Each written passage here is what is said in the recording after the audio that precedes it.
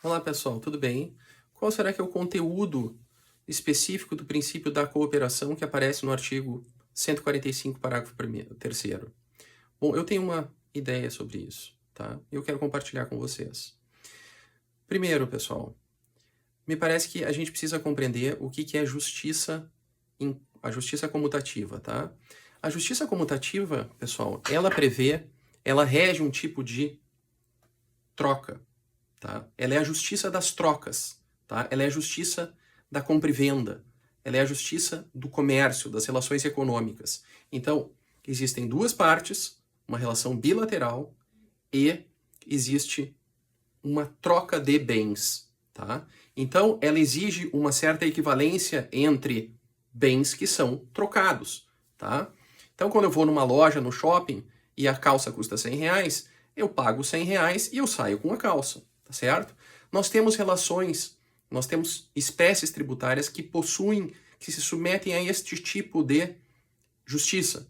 A justiça enquanto uma forma de equivalência, tá? Quando eu peço a emissão de um passaporte e pago uma taxa, o que eu espero no pagamento dessa taxa? Eu espero algo em troca, tá bem? O passaporte, tá bem?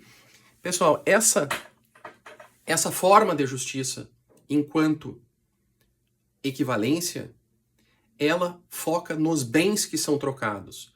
Por isso que, quando eu vou no shopping, não existe uma calça com o preço para pessoa alta, para pessoa baixa, para pessoa magra, para pessoa gorda, para pessoa careca, para pessoa cabeluda, para pessoa barbuda. Não. O que interessa são os bens que são trocados, tá? Muito bem.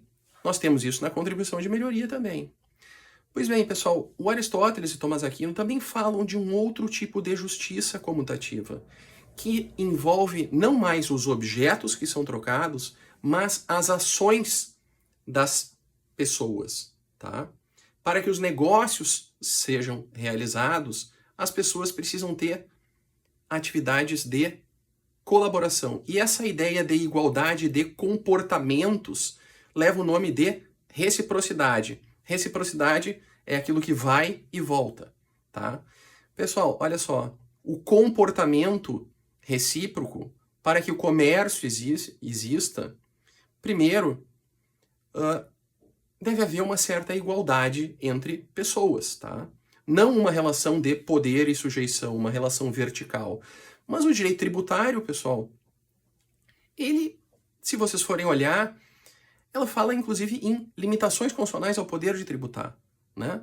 Será que existe uma relação apenas vertical entre Estado e contribuinte?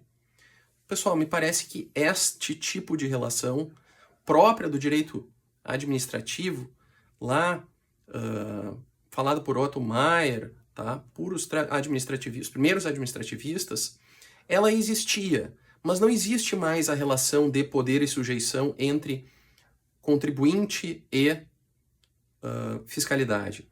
É certo que a relação não é entre duas pessoas em pé de igualdade. Tá? Ainda existe uma relação que não é absolutamente horizontal, mas precisa ser, na medida do possível, horizontal.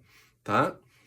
E, pessoal, essa ideia de colaboração, ela marca, então, uma ideia de igualdade entre comportamentos. O fisco precisa adotar posturas de boa-fé, posturas de colaboração com a parte, posturas de lealdade, tá? E o contribuinte a mesma coisa com o fisco. Então esse marca um novo tipo de relação, regida por este princípio da cooperação. E nós vemos, pessoal, a União, muitos estados, o estado de São Paulo, o programa Confia da União, que tenta desenvolver essa ideia de confiança.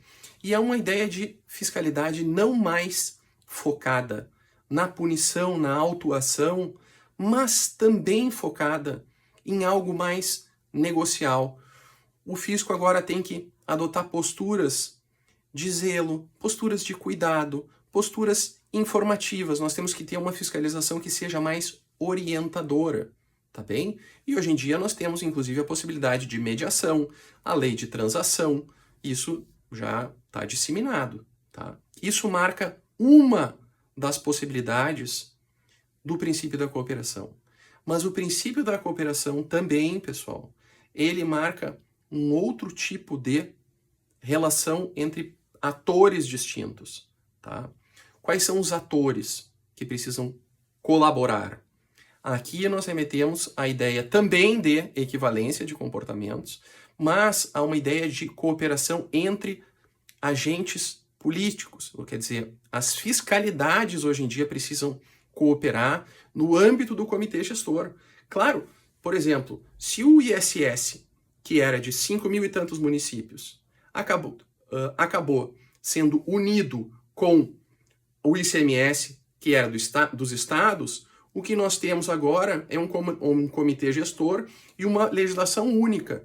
E as entidades, as fiscalidades vão ter que manter uma relação próxima no âmbito desse comitê gestor.